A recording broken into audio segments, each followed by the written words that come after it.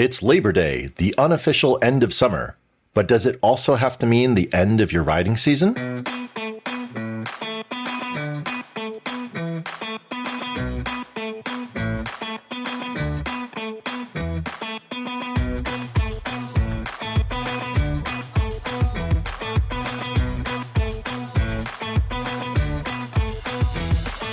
Welcome to the Throttle and Roast podcast.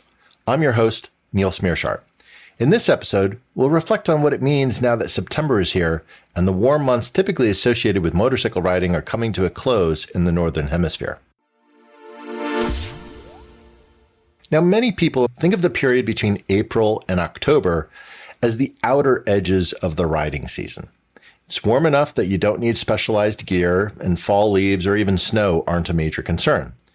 But that means you only have 6 months a year to get your riding in. And then your bikes sit idle for the rest of the year. Some might even narrow that to as short a period as June to September, giving just 3 months for all of the riding to avoid even a little bit cooler temperatures. Now, in the Northern Hemisphere, we typically think of September as the end of summer vacations. We're getting the kids back to school. So there's a large bit of us just changing and transitioning from that summer, which might have been a little bit of a different activity for it. The temperatures will also start to drop. And this is when they really start to think of like, oh, it's a little too cold for me to actually go riding. And of course, fall starts to begin and we start to see some of the fall foliage changing. We start to see some of the leaves actually coming off of the trees, which can create a little bit of a hazard to some motorcycles on the road. And this is typically what we think of for September. But I'd love to know what you think. Is this what you consider the riding season? And do you wish that you could ride more? Text the show through the link in the show notes, and we'll share your feedback in a future episode. Now, if you are going to be getting ready for the off season, there's a few things that you can do to prepare your bike for that storage portion.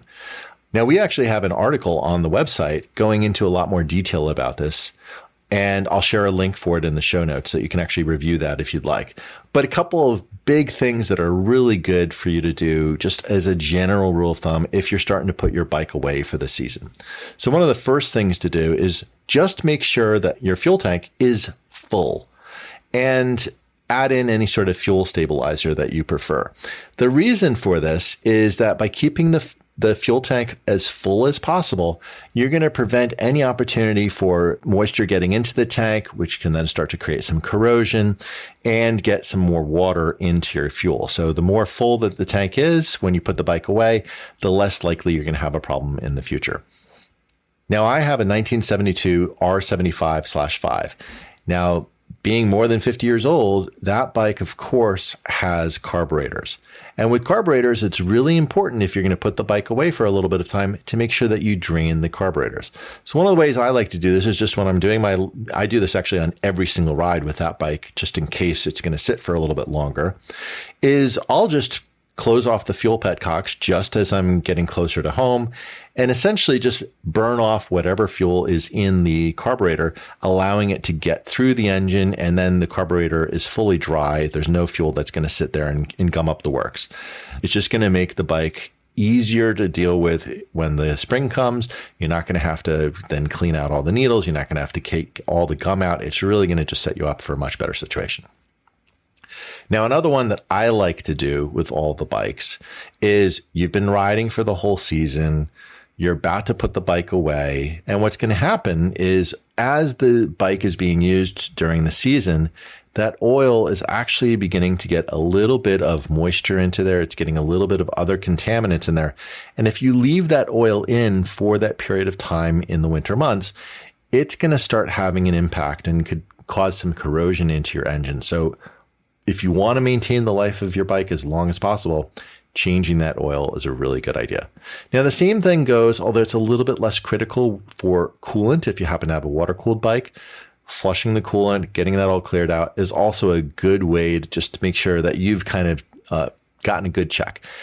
The other reason why I like changing the oil and the coolant as you get into the winter months is it gives you a moment to sort of review your bike. Check over the bike, make sure that you see any leaks. Are there any sort of issues? Because you're getting under the bike and you're looking at all these things. You're checking for any hoses. Are they leaking? And this can then start to add in for any of your to-do list for the winter, where you may have to do some maintenance onto the bike. Maybe you have to fix some things, whatever. Now, the other part of your bike that you're going to want to deal with is your battery. And the reason for this is that your battery is what's going to maintain your ability to start the engine. Typically, if you have a electric start bike, which pretty much any bike made in the past 20 years is going to be electric start, and put your battery onto a tender. Depending upon your bike and how you've set this up, you might have actually set up a little battery tender plug. This is a little SAE plug that is connected directly to your battery. And you can plug that into a battery tender. It doesn't have to be a battery tender brand. I happen to like the Optimate ones, but you can get that going and start to charge it up. Now, I like to do that actually anytime that the bike is going to sit for more than like a week or two. But certainly when you're getting into the off season, you're going to want to make sure that you have that battery on a tender. The other thing that I would also encourage everyone to do is to take a look at your brake fluid and probably consider changing it as well. Now, brake fluid is hygroscopic, and what that means is that it attracts water. And when you get water into there, it's going to start to make the brakes feel a little bit more spongy. And especially when you're sitting in a garage, a lot of garages tend to be more humid. So I always like to check the brake fluid before I put the bike away. Also, while you're doing that, just like we did with checking all the bolts and any sort of fluid leaks that are coming in from the oil and the coolant, is make sure that your brake pads are right at the right level. This is a good time to take a look, see if they need to be replaced. If you're in the winter months and you're not going to be riding your bike, take the time now. Now you can have the bike down, do some work onto it, make sure everything's all ready to go for your spring. Now, another thing that I like to do in the winter months is, as I said, you're going to do some of that maintenance that we talked about. And hopefully when you're preparing the bike for storage, you're able to find that. But start to think about what are some bike upgrades that you might want to do. So are there some farkles that you want to add in? Any upgrades? Are you thinking of putting on a new mount for a GPS, or even if you wanted to mount a phone? Are your tires shot? Do they need to be replaced after the end of the season? And remember, tires can be shot not just from being worn down. Obviously, you want to check to make sure that you have appropriate tread depth in there. But you also want to think about, do you have dry rot? And for a lot of motorcyclists, I think we talked about in an earlier episode, that in the US, as much as half of all motorcyclists ride less than 1,000 miles a year. So you're probably not going to get wear on the tires over a period of time, but you could be getting some dry rot. So take a look at your tires, make sure that they look still smooth in terms of that rubber feeling into there, that they haven't started to harden and you start to see some cracks. And if there are, that might be a good chance to actually then replace those tires. But think about any other upgrades that you'd want to do. So as I said, we have an article on the website where we go into a lot more detail onto this. Also have a lot of links on various tools or things that can help you with this. I'll put that into the show notes. But I'd love to know what you think. Do you always think about how you're going to put your bike to sleep for the winter months? And if so, what are some of your tips for maintenance? Please text the show through the link in the show notes, and we'll share your feedback in a future episode. Now, of course, you can put your bike away. As I said, end of summer is typically when a lot of motorcyclists do this. But you don't have to limit your riding to being just in the warm summer months. In fact, there's a lot of reasons why you might want to consider extending your riding season. And there's some things that, especially in the next couple of months, are going to be some wonderful things that you can do, is something like a fall foliage ride. Now, where I am in the Northeast, we have some beautiful, beautiful foliage tours that you can take. You can go up to Vermont, you can go into New York, up into Massachusetts, and you're going to find all these places where the foliage colors are coming through. You're riding through some beautiful mountainous areas, and you just see this natural view. And it is something that you might find a local riding club that does that. For example, the Ramapo Motorcycle Club that's local to me, they actually do an annual fall foliage ride that's open to the public. A lot of dealerships will tend to do things up at the ski mountains. This is a way for the ski mountains to have something as they're transitioning from the end of summer when they have a lot of mountain biking onto them into getting ready for the winter months with skiing, is they may have some, Oktoberfest events. They may have some fall foliage events. We can go and take a chairlift and see the foliage from there. So look around for those.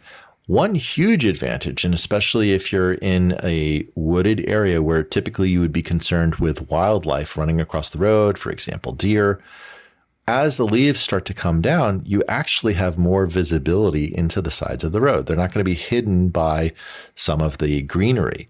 So you actually have a little bit better view on the sides of the road as the leaves start to fall down.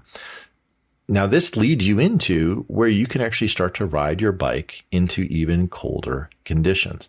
A lot of bikes nowadays have heated grips, either from the factory or you can get them as an option where you can add them onto your bike. And this is a great way, even if it's just a cooler summer morning or into a summer evening or into the fall, or just that, maybe 50s into low 60s Fahrenheit, you might want just a little bit of extra warmth, and into your hands, that really helps because they're typically exposed. So they're going to be the most exposed for affected by that cold air hitting onto them.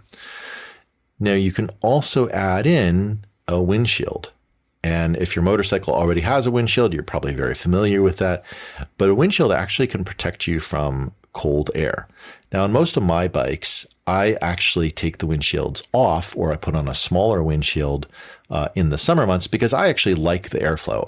While some people will say, hey, I don't like all the buffeting. The buffeting is really where it's shaking the air. It's not that you feel wind on your helmet, but it's really more about where it's shaking up and it's unsettled air.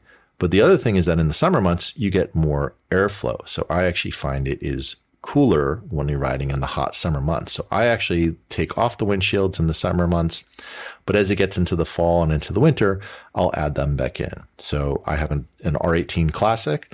It comes with a quick attach and detach windshield from the factory. It takes about 30 seconds to put it on or take it off. So very, very easy to do. And as it gets into the colder months, I'll pop that onto the bike. Now, this really helps because it keeps that cold air blast off of your chest and can really extend the temperatures into which you can ride. I find for myself that usually just with a windshield and with the heated grips, I can typically go down into the 50s with no problem whatsoever. Maybe you'll throw on a little bit of a thicker shirt under your riding gear, but you're going to be pretty much okay into those temperatures. But when it starts to get a little bit colder, this is where you have another tool at your disposal that can help you extend that riding season. And this is heated gear. Now, I got my first piece of heated gear more than 20 years ago, and it was a heated vest.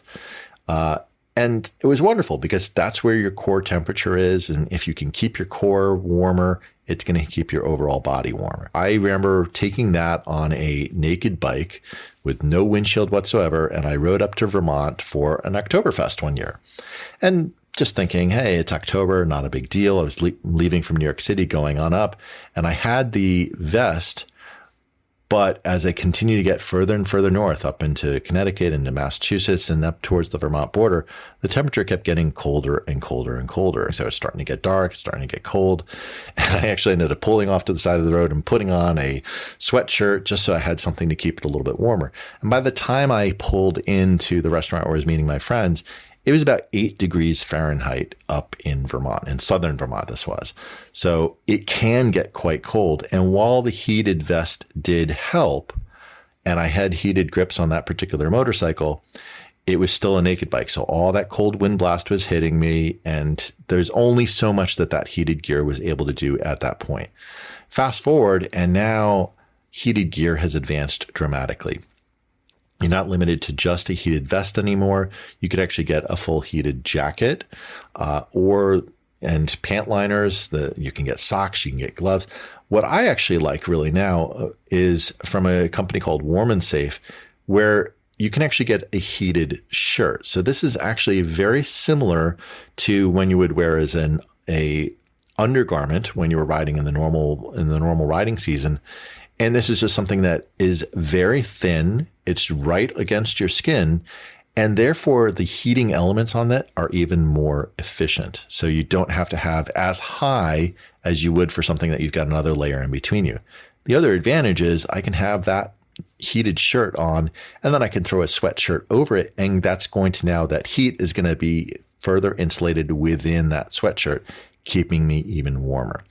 And they make the same thing for heated pant liners. So instead of it being the traditional older pant liners that you might have seen from, for example, Gerbings, these are actually directly against your skin. So you don't need to have them over another piece of clothing, and they will keep you a lot warmer.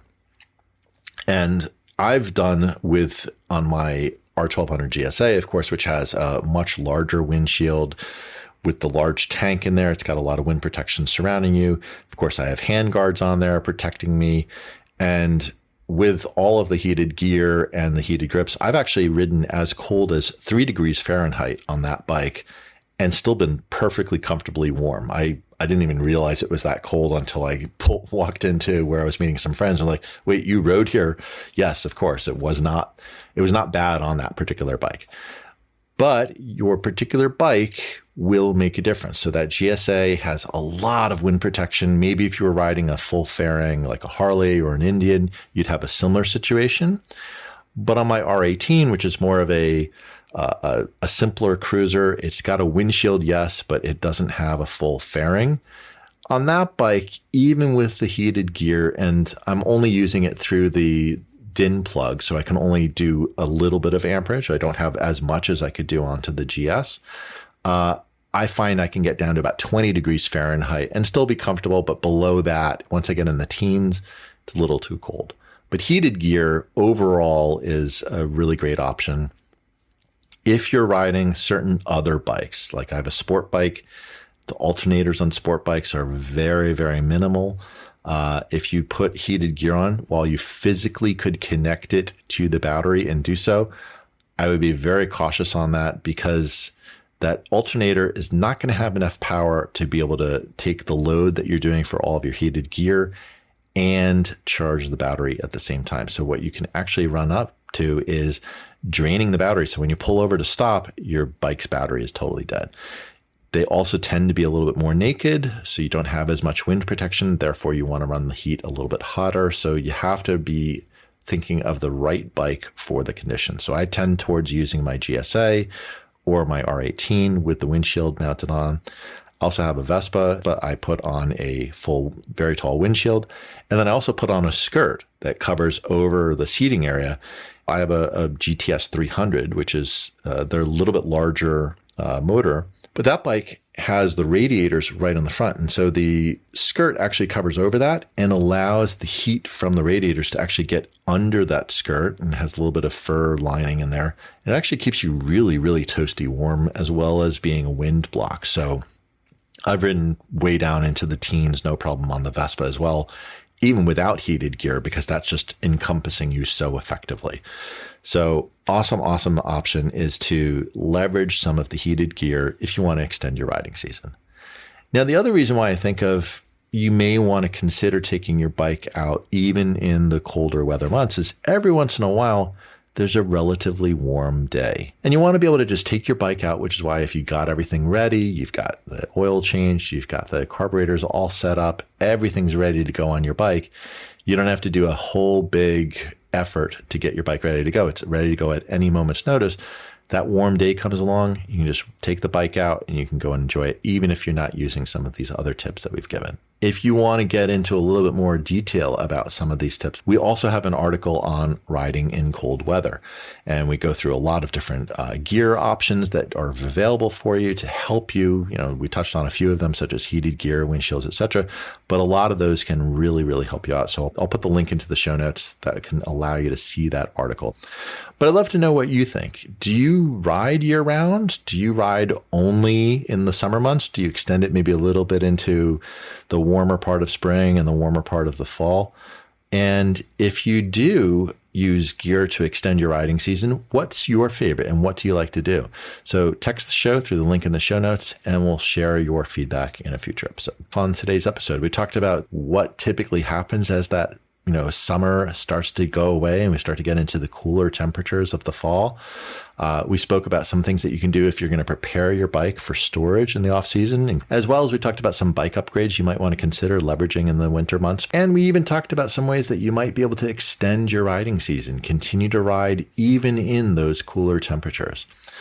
This is one of my favorite things to do. I do ride year round, so I am a little biased, but I do think it's a great way that you can get some extra miles and experiences with your bike that you would not normally have had. Thanks so much for listening. If you do like this episode and think that there's a friend who might enjoy it, please share the link to the episode directly over to them. And as always, we'll see you the next time. Thank you.